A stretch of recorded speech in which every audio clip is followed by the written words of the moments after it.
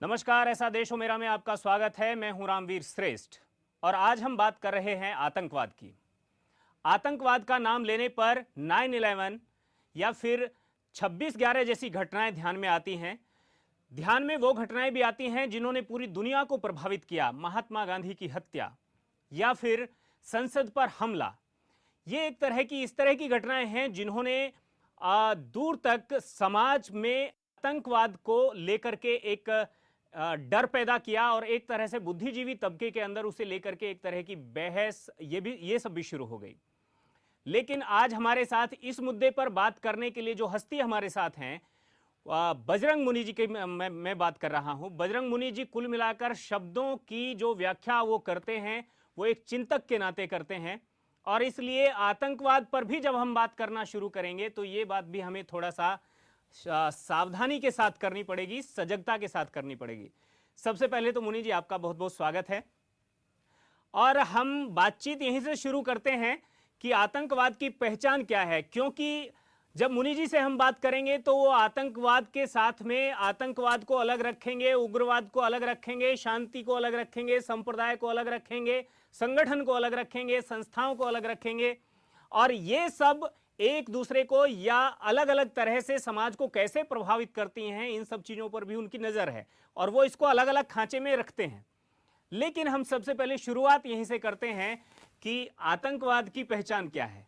जी मुनि जी, दुनिया में 4 प्रकार के लोग पाए जाते हैं जी। लेकिन हम दुनिया की बात ना करके अभी भारत की बात कर रहे हैं।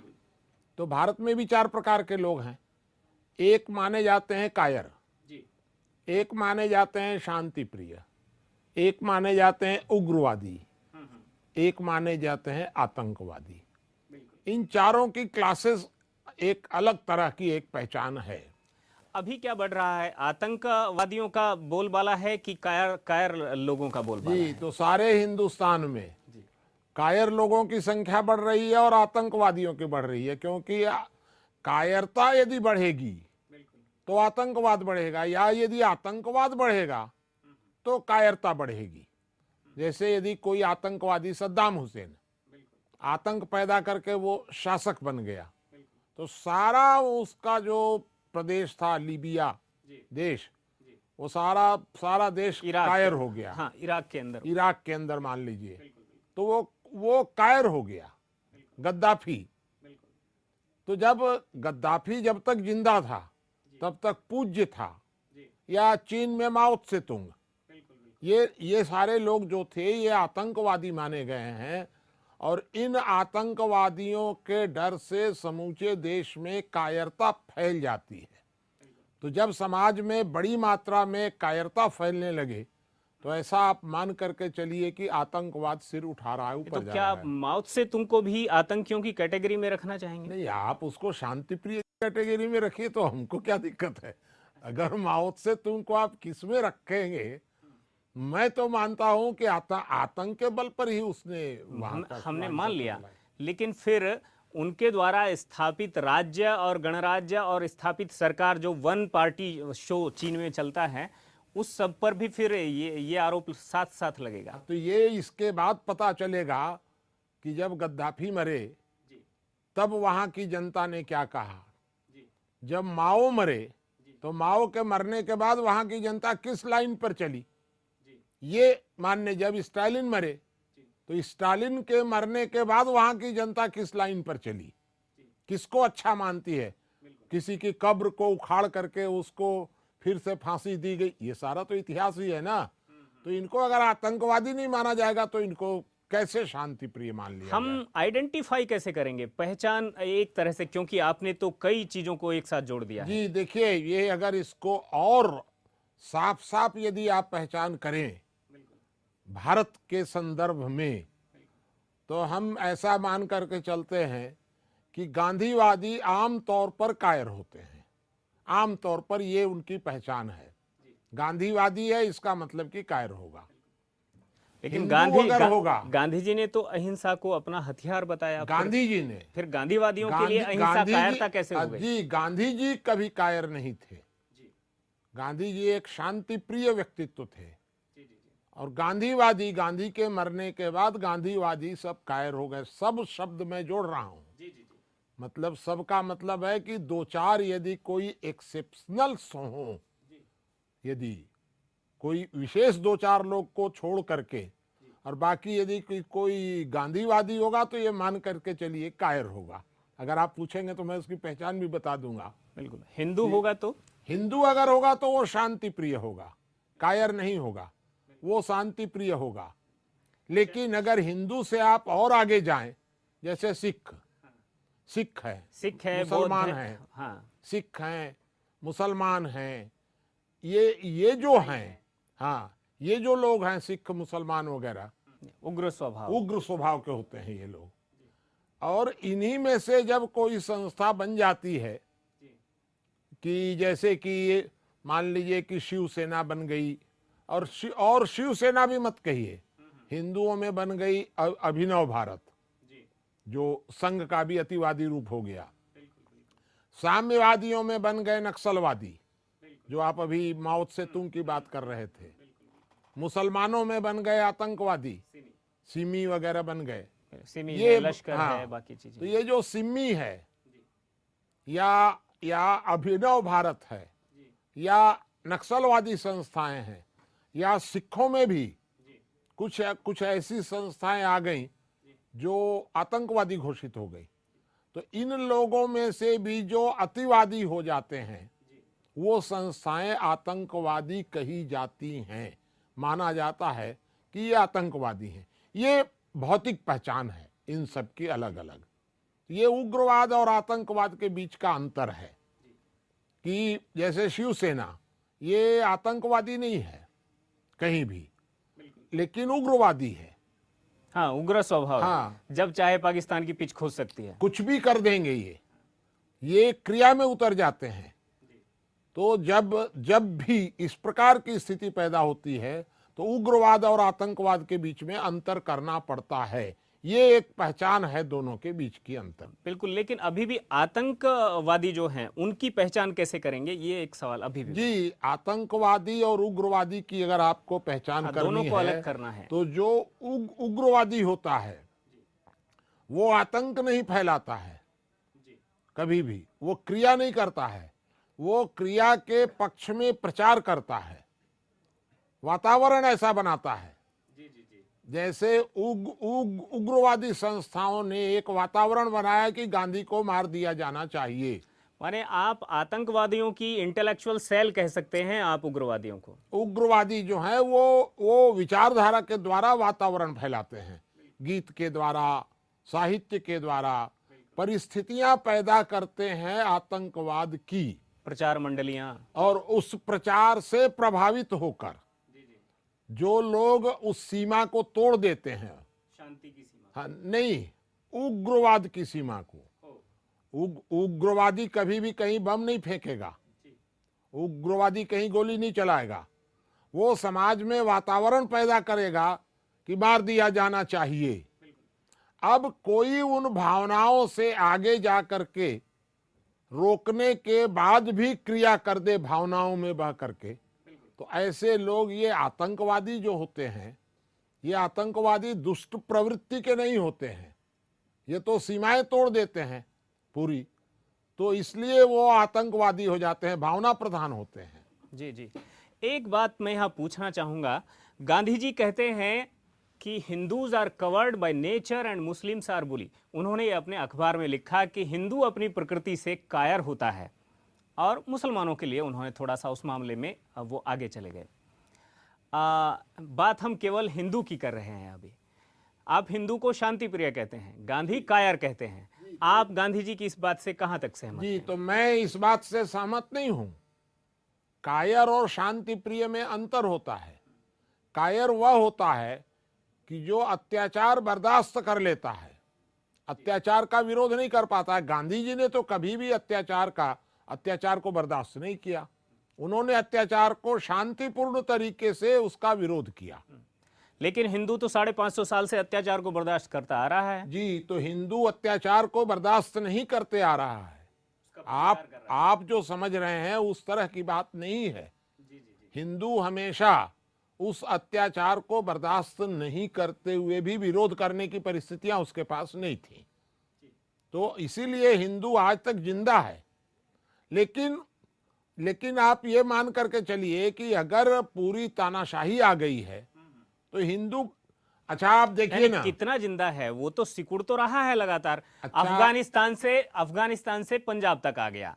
इधर पूरा का पूरा जो है आप देखेंगे ये बांग्लादेश वगैरह उधर चला गया, इधर बर्मा निकल गया, भूटान निकल गया, नेपाल निकल गया, मतलब बहुत कुछ तो नहीं है उसके पास। आप कोई और जो कुछ है उसमें भी नक्सली कहते हैं कि वहां 30% जमीन पर उनका कब्जा है, कहीं पर कुछ संगठनों का हमको कब्जा है। कहीं ऐसा बताइए दुनिया का इतिहास कि जहां दुनिया का इतिहास में कोई सभ्यता 500-700 वर्षों तक गुलाम रही हो और फिर भी अपने अस्तित्व को बचा ले। आज भी भारत में यहूदी जो थे वो तो बहुत थोड़ी संख्या में थे। 1800 साल लगातार यहूदी तो लड़ाकू माने गए हैं, यहूदी भी उग्रवादी माने गए हैं, शांति प्रिय तो नहीं माने गए हैं।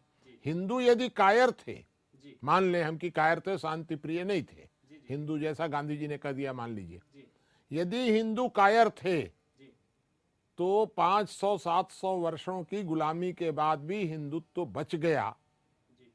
यह कायरता का चिन्ह नहीं है। कायरता का चिन्ह होता तो वो फट से मुसलमान, माने जहां जरूरत पड़ी वहां प्रतिकार किया, हथियार उठाया। हथियार उठाना ही प्रतिकार नहीं है, विचारों से भी किया। विचारों से भी प्रतिकार हो सकता है, असहमति भी प्रतिकार है। वो हमको पीट रहा है, मान लीजिए कि सामने वाला हमको पीट रहा है, हम कह रहे हैं भाई देखो तुम हमको पीट लो, तुम हमको फांसी पर चढ़ा दो, लेकिन मैं तुम्हारी जय नहीं बोलूंगा। तो इसको आप क्या कहेंगे? कायरता कहेंगे क्या? ये कायरता नहीं है, ये कोई बहादुरी नहीं है कि वो हमको यदि फांसी चढ़ा रहा है तो हम तुरंत माने उसको एक आध झापड़ मार दें कि वो तुरंत चढ़ा दे। ये अलग चीज है। हिंदू ने हमेशा माने वैचारिक तरीके से प्रतिकार किया, लेकिन कायरता नहीं दिखाई है कभी। तो क्या आरएसएस या शिवसेना जैसे संगठनों को हिंदू की एक वैचारिक पक्ष आपने बताया, क्या इन दोनों संगठनों को या इस तरह के जो सबऑर्डिनेट ऑर्गेनाइजेशन है उनको हिंदू शक्ति का जो उनका हथियारों वाला पक्ष है या ताकत वाला पक्ष है वो ना मान लिया जाए? जी मान लिया जाए, तो यही तो है उग्रवाद। मैं जो उग्रवाद कह रहा हूं यह उग्रवाद यही है कि लोकतंत्र। लेकिन आपके कहे के अकॉर्डिंग अगर ये लोग जो हैं ये लोग फिर हिंदू नहीं है, तो वो हिंदू कब माने जाते हैं? ये तो जो भी हिंदू की पहचान यह होती है। आपका कहना है कि जब तक वो जबान से बात कर रहा है, असहमति जता रहा है, वाणी से प्रतिकार कर रहा है, तब तक वो हिंदू है, और जब वो आरएसएस के रूप में मुखर हो जाता है या शिवसेना के रूप में मुखर हो जाता है तब वो हिंदू नहीं रहता है। इन दोनों का आप अंतर समझ लीजिए। जब गुलाम था भारत, तानाशाही थी भारत में, अंग्रेजों की थी, मुसलमानों की थी, उस समय यदि किसी व्यक्ति ने यदि प्रतिकार किया, शस्त्र से भी प्रतिकार किया, तो उसे हम उग्रवादी नहीं मानेंगे, उसको आतंकवादी नहीं मानेंगे। गुलाम की परिस्थितियों में या तानाशाही परिस्थितियों में उसने हिंसक तरीके से प्रतिकार किया। अरे फिर भगत सिंह देशभक्त हो जाते हैं। जी, भगत सिंह देशभक्त हो जाते हैं। वही भगत सिंह लोकतंत्र में आकर अगर वो इस प्रकार का कहीं हथियार उठाते हैं तो वो आतंकवादी हो जाएंगे, क्योंकि लोकतंत्र में आने के बाद ये तो 3-4 कंडीशंस होती हैं पूरी की पूरी। आपको यदि न्याय प्राप्ति के अन्य मार्ग उपलब्ध हैं तो आपको हथियार उठाने की कोई आवश्यकता नहीं है। अच्छा, आतंकवाद बढ़ने की जो वजह है उन वजहों को हम किस तरह से उनका अंदाजा लगा सकते हैं? जी, आतंकवाद बढ़ने की तो अनेक वजह हैं। इसमें मैं तो मान लीजिए आपको 2-3 कह सकता हूं कि जब समाज में कायरता बढ़ती है तो आतंकवाद बढ़ने के कारण कायरता बढ़ती है, या कायरता बढ़ने के कारण आतंकवाद बढ़ता है। ये आतंकवाद और कायरता ये दोनों एक दूसरे के पूरक हैं, एक ही नदी के दो किनारे हैं। पूरक हैं ये। तो जब कोई भी व्यक्ति उग्रवाद के माध्यम से आगे बढ़ता जाता है, जैसे इस्लाम बढ़ा, तो इस्लाम संगठन शक्ति के आधार पर बढ़ा। तो जब संगठन सफल होता जाता है और शांति प्रिय लोग जब कायर हो जाते हैं, तब आतंकवाद के बढ़ने की परिस्थितियां पैदा होती हैं। तो आतंकवाद बढ़ता है। एक दूसरा, आतंकवाद तब बढ़ता है कि जब आतंकवादियों के ही कुछ दलाल, जैसे अभी मान लीजिए कि यदि हम नक्सलवाद को आतंकवाद मान लें, मान लीजिए एक कल्पना, तो नक्सलवादियों के एजेंट ये अग्निवेश जी के रूप में, दिग्विजय सिंह जी के रूप में, जब समाज में उन लोगों के एजेंट घूम घूम करके उनकी विचारधारा को फैलाने लगते हैं और समाज इनको रोक नहीं पाता है, तर्क से नहीं रोक पाता है, विचारों से नहीं रोक पाता है। अग्निवेश पर तो हमला आपका ठीक है, चलिए माना जा सकता है, वो कई बार वो जंगल के अंदर तक गए हैं घटनाएं होने के बाद, लेकिन दिग्विजय सिंह जी के बारे में इस तरह की बातें नहीं सुनाई। दिग्विजय सिंह जी के, चूंकि मैं उनके प्रदेश का रहने वाला हूं और दिग्विजय सिंह जी को मैं ऊपर से नीचे तक पिछले 30-40 वर्षों से जानता हूं, तो दिग्विजय सिंह जी ने ही छत्तीसगढ़ में नक्सलवाद के फैलने की सारी जो खाद पानी दिया नक्सलवाद को, वो तो दिग्विजय सिंह जी ने दिया, नहीं तो नक्सलवाद छत्तीसगढ़ में कहां से आ जाता। इन्होंने बस्तर में कहा जाता है कि जो बांग्लादेश वार हुआ उस समय जो है वहां से बंगाली लोग या जो बंगाली हिंदू थे वो उधर की ओर मूव कर गए। नहीं, ये बस्तर की बात नहीं है। बस्तर का मामला ये हुआ कि बस्तर के लोगों को दिग्विजय सिंह जी ने एक कानून बनाकर बाहर के लोगों को, मतलब बस्तर से बाहर के लोगों को उस अबूझमाड़ में प्रवेश करने से रोक लगा दी। तो जो वह इलाका था अबूझमाड़ का, वो बाकी समाज से कट गया, बिल्कुल अविकसित क्षेत्र हो गया बस्तर का वह इलाका। तो वहां की प्रगति रुक गई तो वो आंध्र से सटा हुआ इलाका है। तो वो जब बहुत ज्यादा पिछड़ गया तो आंध्र के जो लोग थे, माने नक्सलवादी मान लीजिए, आतंकवादी मान लीजिए, जो मान लीजिए, वे लोग वहां आकर के जब यहाँ खाली उनको क्षेत्र मिला तो उस खाली क्षेत्र में वो यहाँ आ गए। और जब वो यहाँ आ गए तो आने के बाद दिग्विजय सिंह जी ने चिल्लाना शुरू कर दिया कि साहब बस्तर की ठीक से प्रगति ही नहीं हो रही है, इसलिए नक्सलवाद आ गया। अरे भाई, मुख्यमंत्री आप थे, तो बस्तर के मुख्यमंत्री आप थे, बस्तर की अगर प्रगति ठीक से नहीं हुई तो इसका जिम्मेवार कौन होगा? नक्सलवाद वहां यदि आया बस्तर में तो इसकी जिम्मेवारी तो इन्हीं की थी।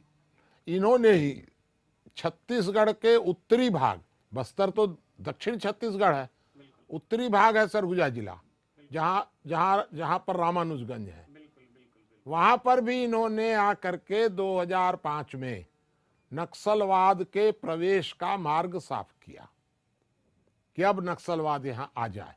नक्सलवाद विरोधी शक्तियों को किनारे किया, ग्राम सभाओं को वहां कमजोर किया, और परिणाम यह हुआ कि वहां भी नक्सलवाद आया।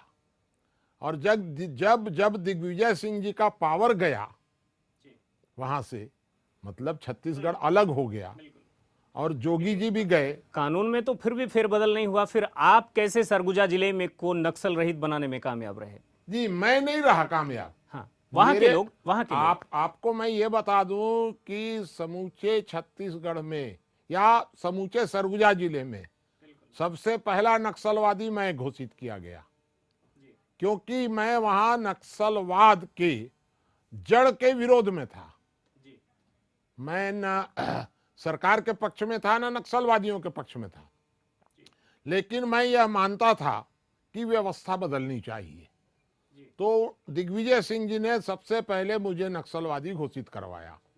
मैं न्यायालय से लड़ा भिड़ा, चलिए, मेरी शक्ति उन्होंने कमजोर की, और जब मेरी शक्ति कमजोर की तो वहां नक्सलवाद आ गया। अब वो पूरा नक्सलवाद छा गया। अब राजनीतिक परिस्थितियों में दिग्विजय सिंह जी साफ हो गए छत्तीसगढ़ बन गया अलग से, तो आ गए जोगी जी, तो फिर जोगी जी वो काम वही काम करने लग गए धीरे धीरे। लेकिन जब जोगी जी भी चले गए और राजनीतिक वातावरण बदल गया, तब ग्राम सभा सशक्तिकरण का कार्य हम लोगों ने किया। और मैं मोटी मोटी आपको बात बता दूं, जो सही बात यह है कि हम लोगों ने गांव के लोगों को, जो नक्सलवादी थे गांव में, गांव के लोग माने हमारे इलाके के लोग, उन लोगों को हमने समझा समझा करके ये कहा कि भाई आप लोग बंदूक रख के आइए और अपनी सरकार चलाइए, ताकत से नहीं, गांव को आप सहमत करिए, ग्राम सभाओं को सहमत करिए और अपनी सरकार चलाइए, सरकार दखल नहीं देगी, हम आपकी मदद करें। बिना शक्ति के अगर सरकार चलाएंगे वो लोग, तो पुलिस उनको जो है 2 मिनट में मारकर बाहर कर देगी। तो होता इसी तरह का जी, लेकिन हुआ नहीं, क्योंकि हम लोग बीच में थे। तो हम लोगों ने कहा कि आप बंदूक रख के आइए अब, और बिना बंदूक के आप सरकार चलाइए, जनता को सहमत करिए, अगर पुलिस दखल देगी तो हम आपकी मदद करेंगे।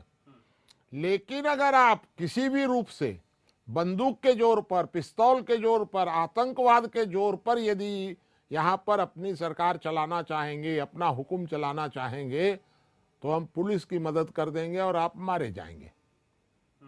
और सच बात यह है कि चाहे कानूनी तरीके से चाहे गैर कानूनी तरीके से, लेकिन जिन लोगों ने बंदूक और पिस्तौल के जोर पर वहां नक्सलवाद चलाना चाहा, वो सब मारे गए। अब कौन लोग मुठभेड़ में मारे गए, कौन बिना मुठभेड़ के मारे गए, ये सब खोजबीन का विषय नहीं है, लेकिन ये सब मारे गए। लेकिन ये सब जो है कुल मिलाकर आपकी योजनाओं के इर्द गिर्द ही हुआ। नहीं, मेरी तो योजना नहीं थी कि इनको मरवा दिया जाए। मेरी तो योजना ये थी कि जो भी लोग यहाँ आतंक फैलाना चाहते हैं उनको समाज का समर्थन नहीं मिलेगा, फिर गोली बर्दाश्त नहीं की जाएगी, चाहे वो पुलिस की हो, चाहे वो नक्सलवादी, चाहे वो किसी की भी हो, लेकिन वह उचित नहीं है। और अगर कोई आतंकवादी अगर हमको डराना चाहेगा, मान लीजिए एक कल्पना करिए कि आतंकवाद के बल पर हमको कोई सरकार के विरुद्ध दबाना चाहेगा, तो उस स्थिति में हम सरकार का ज्यादा साथ देंगे, उन लोगों का साथ नहीं देंगे। नहीं, सरगुजा जिले में जिस तरह से डिमोलाइज हुआ वहां पर नक्सलवाद, ऐसे में मानवाधिकार कार्यकर्ता जो थे या मानवाधिकारवादी लोग सब आए ना। हाँ। पहली बात तो यह है कि सरगुजा जिले में मानवाधिकार, ये अग्निवेश वगैरह जो है ना, इन लोगों को हम लोग थोड़े वहां कभी भी, सरगुजा में कोई महत्व नहीं है, कोई जानता भी नहीं है कि कौन है अग्निवेश। बस्तर में तो वो अपने को, क्योंकि भाई उनके तो प्रचारक बस्तर में थे, माने आतंकवाद का प्रचार करने वाले थे, तो इसलिए वो सब उनके तो एजेंट थे। हमारे क्षेत्र में कोई एजेंट नहीं था इन लोगों का। ये मानवाधिकार को कोई नहीं जानता है वहाँ कि ये मानवाधिकार क्या है, तो ये क्या है, माने ये अग्निवेश वगैरह क्या है, ये सब वहाँ कुछ नहीं था। तो किसी भी तरह से नहीं होने के कारण जो आतंकवादी मारे गए उन पर किसी तरह के प्रश्न नहीं उठे। फिर मानवाधिकार आयोग ने आकर के जांच की। फिर आप क्या मानते हैं, यानी कानूनी तरीके से या गैर कानूनी तरीके से, दोनों ही तरीकों से अगर गोली चलती है, तो क्या गोली चलाने वाले लोग अगर उसमें मारे जाते हैं, उनके लिए कोई मानवाधिकार जैसी बात होनी चाहिए या नहीं, अगर वो गोली जनता के ऊपर चली है? देखिए, जो मानवाधिकार है, अगर वह शांति प्रिय लोगों को संरक्षण देता है तो मानवाधिकार होना चाहिए। और अगर मानवाधिकार शांति प्रिय लोगों के मामले में तो चुप हो जाए और आतंकवादियों के मामले में सामने आ जाए, जैसा कि सारे देश में हो रहा है कि समूचे भारत के आतंकवाद के मामले में मानवाधिकार सबसे आगे दिखेगा, लेकिन आतंकवादियों के द्वारा जब शांति प्रिय लोगों पर अत्याचार होता है तो मानवाधिकार कहता है कि भाई हम तो सरकार और जनता के बीच में ही हम तो आएंगे, हम आतंकवाद और शांति प्रिय लोगों के बीच में हम कहीं शामिल नहीं हैं, हमसे कोई मतलब नहीं है। चूंकि अत्याचार सरकार करती है उनके ऊपर, माने भाई जो आतंकवादी हैं उनको यदि गैरकानूनी तरीके से भी पूरे भारत में कहीं मार दिया जाता है, मान लीजिए, तो मार दिया जाता है तो सरकार अत्याचार करती है, और जब सरकार अत्याचार करती है तो सरकार के अत्याचार के खिलाफ में ये मानवाधिकार वाले सामने आ जाते हैं। लेकिन जब जनता पर अत्याचार होता है, अत्याचार करने वालों का, आतंकवादियों का, तब ये मानवाधिकार कार्यकर्ता कहीं नहीं दिखाई देते हैं। तो वास्तव में आतंकवाद हमारे देश के लिए, समाज के लिए कलंक है। जी, अगर कलंक है तो इस कलंक को धोया कैसे जा सकता है? एक फाइनली एक सॉल्यूशन हम फाइनली जी, अंतिम सॉल्यूशन ये है कि समाज में कायरता को दूर किया जाए। कैसे? सबसे पहली बात, कायरता को दूर करने का सीधा एक तरीका ये है कि समाज के लोगों में न्याय के प्रति, न्याय उनको इस प्रकार से मिलना चाहिए, इस प्रकार से सुरक्षा सरकार की मिलनी चाहिए कि समाज में कायरता खत्म हो, न्याय पर विश्वास बढ़े कि हमको न्याय मिलेगा, तो कायरता नहीं आएगी। कायरता कब आती है? कि जब किसी व्यक्ति को यह विश्वास हो जाता है कि मुझे कहीं से न्याय नहीं मिलने वाला है। तो हमें पंचायती राज सिस्टम में एक बात जो है, जो लगातार दिखाई दे रही है, वो ये है कि एक गांव के अंदर जो प्रधानी के लिए लोग खड़े होते हैं, गांव का सरपंच या मुखिया बनने के लिए, ऐसे मान लिया 4 लोग खड़े होते हैं, तो कुल मिलाकर उनमें से एक आदमी गांव की चौथाई आबादी को अपने पीछे चलने के लिए मजबूर कर लेता है, वो किसी भी तरीके से हो। यानी गांव में कुल मिलाकर 4 ही ऐसे मूढ़ लोग हैं जो गांव को जिस तरह से चलाना चाहेंगे वो वैसे चलेंगे। अगर उन्हें आपस में गांव को भिड़ाना है तो भिड़ जाएंगे लोग। तो गांव का जो आम जन है उसके अंदर तो किसी तरह का स्वविवेक उत्पन्न नहीं होता है और खुद की ताकत भी उत्पन्न नहीं हो पाती है। आप हमको एक बात बताइए कि सारे हिंदुस्तान में 4 लोग ऊपर में बैठ गए, मायावती बैठ गई, मुलायम सिंह बैठ गए, राहुल गांधी बैठ गए, इस प्रकार से 4 लोग एक होकर के, या नरेंद्र मोदी बैठ गए, मान लीजिए 4 नहीं 5-7 कह दीजिए, ये 5-7 लोग बैठ करके सारे हिंदुस्तान को जिस लाइन में मोड़ना चाहते हैं उस तरफ मोड़ देते हैं। तो ये जो परिस्थितियां हैं वर्तमान में, वही परिस्थितियां नीचे तक जा रही हैं। तो वो परिस्थितियां अगर नीचे जाती हैं तो नीचे जाती हैं तो बुरा नहीं है, क्योंकि इनके पावर घटेंगे ऊपर वाले के। मेरा कहना यह है। जी, धन्यवाद, शुक्रिया मुनि जी। कुल मिलाकर आपने जो कहा आतंक को लेकर, उसकी दो किनारे हैं वो नदी के। एक तरह से मुनि जी का साफ कहना है कि आतंकवाद और कायरता एक ही नदी के 2 किनारे हैं, दोनों साथ साथ चलते हैं। अगर आतंकवाद बढ़ता है तो इसका मतलब समझ लीजिए कि समाज कायर हो रहा है, और अगर कायरता बढ़ रही है ऐसा आपको लग रहा है तो आतंक का बढ़ना भी तय है। इन दोनों बातों को एक साथ कैसे हम समझ सकते हैं, इसको आपकी इसमें क्या राय है, आप इसको किस तरह से समझ पाए, ये हम आपसे लगातार आपकी राय जानना चाहेंगे। हमारे नंबर स्क्रीन पर फ्लैश हो रहे हैं, आप पूरे एपिसोड को देखने के बाद में अपनी राय दे सकते हैं। और साथ ही मुनि जी के विचारों को आप kashindia.com पर भी पढ़ सकते हैं और ज्ञान तत्व को भी अपने यहाँ पर आप मंगवा सकते हैं। फिलहाल आतंक के इस समाधान में मुझे दीजिए इजाजत, अगली बार फिर मिलेंगे एक नए मुद्दे के साथ। नमस्कार।